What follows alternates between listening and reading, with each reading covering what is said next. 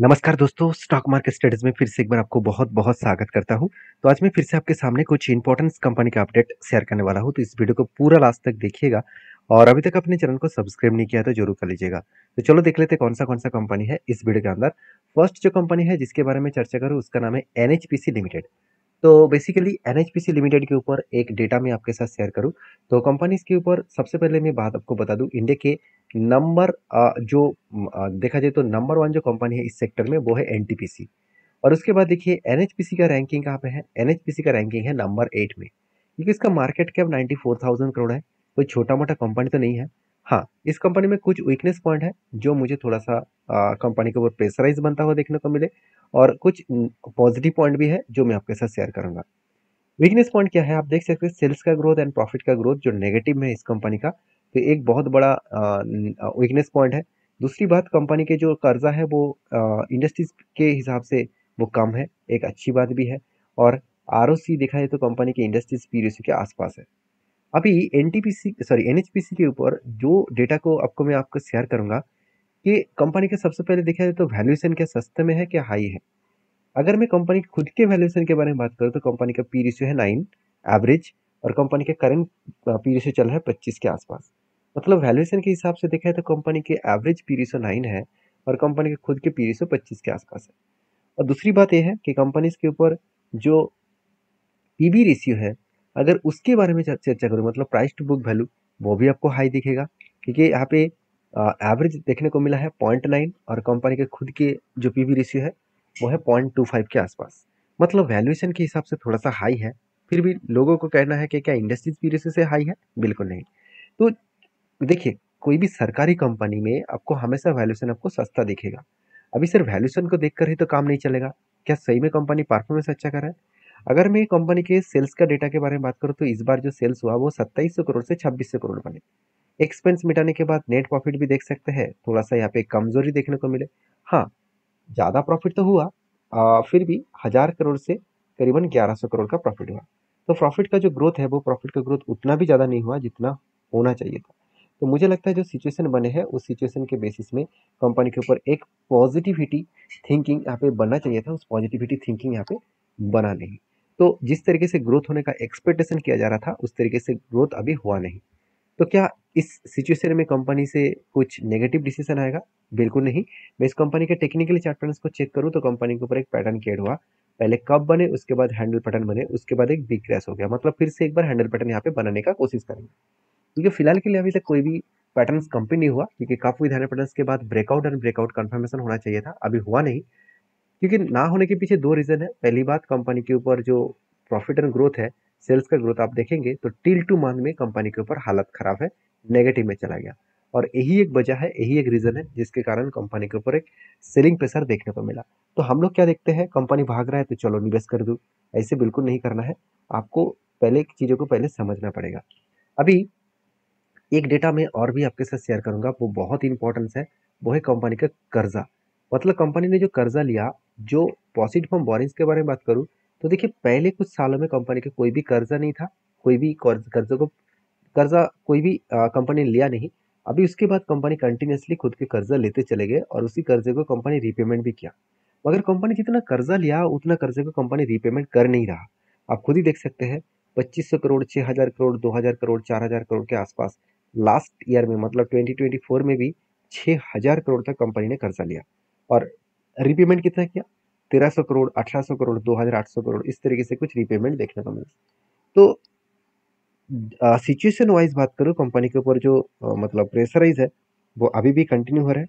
और उसी प्रेशराइज के कारण कंपनी के ऊपर जो शेयर पैटर्न्स में जो करेक्शन देखने को मिला वही एक रीजन है। तभी शेयर पैटर्न्स में जो करेक्शन देखने को मिला वो कहाँ तक आ सकते हैं? पहली बात, इसका 200 डेज मूविंग एवरेज इसका सपोर्ट बन सकते हैं। और इसी सपोर्ट बनने के बाद और भी नीचे आए तो जो लेवल निकल कर आ रहा है करीबन करीबन 77 रुपीज, जो इसका स्ट्रांगली एक सपोर्ट जोन है, जहाँ से कंपनी बिग बाउंस किया था उसी लेवल तक कंपनी एक सपोर्ट क्रिएट कर सकता है। तो मेरे व्यू आपके साथ शेयर किया हूँ, आपकी क्या व्यू है जरूर मुझे शेयर कर सकते हैं। नेक्स्ट जो कंपनी उसका नाम है टेक महिंद्रा। तो मुझे भर भर के कमेंट्स आ रहा है कि सर टेक महिंद्रा के ऊपर आपने जो टारगेट आपका जो हुआ था उसके बाद आप क्या डिसीजन ले रहा है। देखिए, टारगेट मुझे कहाँ पे मिला वो सबसे पहले मैं आपको शेयर करना चाहूंगा। देखिए, कंपनी के ऊपर एक पैटर्न स्केड हुआ था, कुछ इस तरीके से पैटर्न स्केड हुआ था। पहले कप बने, उसके बाद एक छोटा सा हैंडल पैटर्न क्रिएट हुआ और यहाँ पे ब्रेकआउट भी हुआ और उसके बाद धीरे धीरे करके नीचे भी आए। कंपनी बार बार इस जगह का रिटेस्ट किया, उस फाइनली इस लेवल तक जाकर टारगेट को अचीव किया। मतलब बेस्ट तरीके से यहाँ पे कंपनी के ऊपर ब्रेकआउट एंड टारगेट को कंपनी अचीव किया। तो शानदार तरीके से कंपनी ने यहाँ पे टारगेट को अचीव किया और टारगेट भी कोई छोटा मोटा नहीं है। अगर सिचुएशन को देखा जाए तो कंपनी के ऊपर पहले एक कप बने, उसके बाद हैंडल पैटर्न भी बने और धीरे धीरे करके कंपनी के ऊपर देखिए एक पैटर्न जो बना है वो हायर हाई के पैटर्न है। मतलब पहले जो लो था उसके ऊपर हायर लो बने, हायर लो बने, हायर लो बने और ऊपर चला गया। तो बार बार वो हायर लो बनते बनते एंड हायर हाई बनते बनते आगे बढ़े। तो जब भी कोई कंपनी हायर हाई बनते बनते आगे बढ़ रहा है और हायर लो बनते बनते आगे बढ़ रहा है तो सोचिएगा वो कंपनी आपको टारगेट देकर ही छोड़ेगा। तो फाइनली इसी सिचुएशन के बेसिस में मुझे टारगेट मिला और टारगेट मिलने के बाद मैं इंतजार कर रहा हूँ इस लेवल को अगर ब्रेकआउट करे तो एक बड़ा धमाका मैं फिर से लेने वाला हूँ, क्योंकि जो पैटर्न यहाँ पे बनेगा वो लंबा सा जर्नी के हिसाब से एक काप तो बन चुके हैं। अभी मैं काप को आपके साथ शेयर भी कर लूँ क्योंकि एक मार्किंग में आपको करके देता हूँ। तो देखिए यहाँ पे क्या बना है, यहाँ पे एक बिग कप बन चुके हैं। अभी यहाँ पे छोटा सा एक शोल्डर पैटर्न अगर क्रिएट करे तो मैं जरूर इसके ऊपर एक पॉजिटिव व्यू और भी रखने वाला हूँ। अभी देखिए सिर्फ इस पैटर्न्स के बेसिस में मैं क्या काम करने वाला हूँ, ऐसे बिल्कुल नहीं। उसके लिए कंपनी का फाइनेंशियल डेटा भी देखना बहुत जरूरी है। अगर मैं इस कंपनी के फाइनेंशियल डेटा मतलब क्वार्टरली अगर रिजल्ट के बारे में चर्चा करूँ तो कंपनी के जो सेल्स का डेटा है, अगर इस डेटा के हिसाब से बात करूँ तो कंपनी का सेल्स इस बार भी पॉजिटिवली देखने को मिला। हाँ, छोटा मोटा सेल्स कम हुआ, एक्सपेंस को मिटाने के बाद नेट प्रॉफिट ज़्यादा हो गया। क्यों? क्योंकि कंपनी की जो आदर्श इनकम है वो भी पॉजिटिव है एंड कंपनी के एक्सपेंस बहुत कम है और यही कारण की वजह से कंपनी के ऑपरेटिंग प्रॉफिट मार्जिन 10% से 12% तक हो गया था। और इसके साथ साथ अगर मैं इन्वेस्टर के हिसाब से बात करूं तो प्रोमोटर के साथ एफएसडीएस पब्लिक के पास अच्छा खासा होल्डिंग्स है।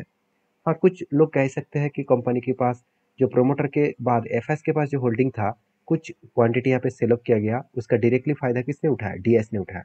अगर इस क्वांटिटी पब्लिक उठाता तो मैं इस कंपनी के ऊपर कुछ अलग सोचता। तो बड़े इंस्टीट्यूशन उठा रहे हैं मतलब कुछ ना कुछ तो बड़ा धमाका होने वाला है और उसका धमाका आपको पहले ही देखने को मिल चुके हैं। तो मेरे व्यू आपके साथ शेयर किया हूँ, आपके क्या व्यू है मुझे जरूर कमेंट्स करके बता सकते हैं। और हाँ, ये वीडियो टोटली एजुकेशन पर्पस में है, कोई भी रिकमेंडेशन मेरे तरफ से आपको कभी भी नहीं मिलेगा। और आपको बाय सेल करना है तो आपके सेबी रजिस्टर्ड एडवाइजर के साथ बातचीत करके ही काम करना।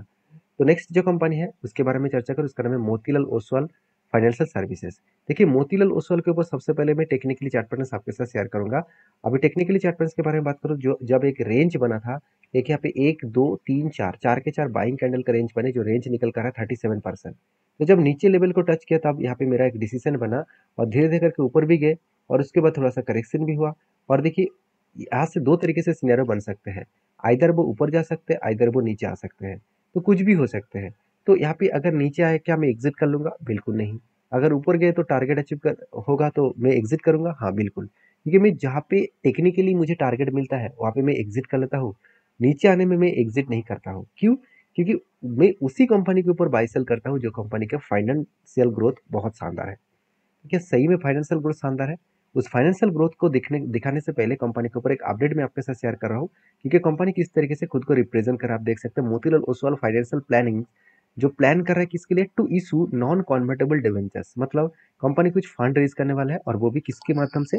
नॉन कन्वर्टेबल डिवेंचर्स के माध्यम से। अभी डिवेंचर्स दो तरीके से होते हैं, एक कन्वर्टेबल एंड एक नॉन कन्वर्टेबल। तो नॉन कन्वर्टेबल डिवेंचर्स अगर इशू किया जाएगा तो उसका डायरेक्टली फायदा कंपनी को मिलेगा, क्योंकि कन्वर्टेबल डिवेंचर्स होता है तो उस डिवेंचर्स में जो लोग निवेश करते हैं वो कभी ना कभी उसको कन्वर्ट कर सकते हैं। तो नॉन कन्वर्टेबल मतलब उसको वो कन्वर्ट नहीं कर सकते हैं, उसका फंडिंग डायरेक्टली कंपनी के पास ही रहेगा।